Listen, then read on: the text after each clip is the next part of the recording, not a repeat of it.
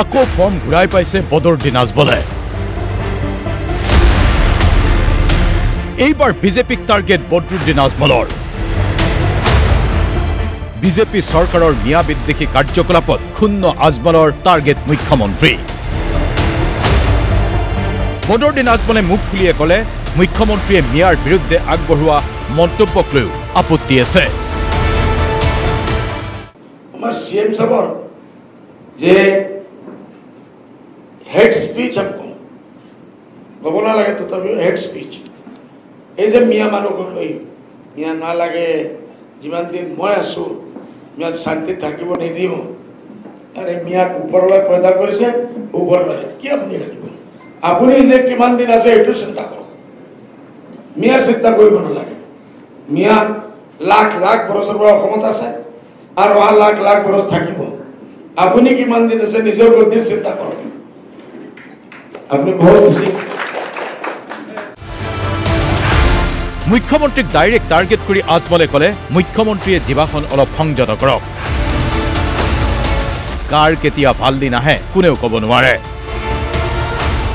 যি আহে মুখত বকি থাকে অলপ প্লিজ মই ৰিকুৱেষ্ট কৰি আছো আপোনালোকৰ মাধ্যমে নিজৰ জবানক আপুনি কন্ট্रोल दो। दिन पलटते समय नहीं लगता है CM साहब इलेक्शन सामने है कल किसका दिन आएगा कल कौन रहेगा आप रहेंगे नहीं रहेंगे सेंट्रल भी आपको रखेगा कि नहीं रखेगा ये लेके अभी बाजार में हवा चल गया है थोड़ा लीजिए कूल डाउन करिए मेरा रिक्वेस्ट है कूल डाउन करिए 2026 रणनीति प्रस्तुत কৰাৰ বাবে ইতিমধ্যে AIDF পাতিছে বিশেষ বৈঠক আৰু এই বৈঠকৰ পিছতে সংবাদমেলক সম্বোধন কৰি বদৰুদ্দিন আজমলে টাৰ্গেট কৰি ললে ৰাজ্যৰ মুখ্যমন্ত্ৰী উচ্ছেদক লৈ মুখ খুলিলে বদৰুদ্দিন আজমলে আমাৰ উচ্ছেদৰ মামলা যেটো হৈ আছে যিসকল উচ্ছেদৰ লায়ক আছিল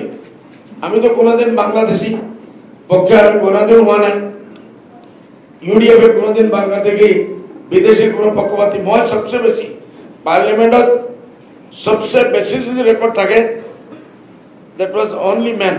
বদরুদ্দিন আজমল মোৰ কথা হল এইটো লয় CM সাহেব 40-50 বছৰৰ পৰা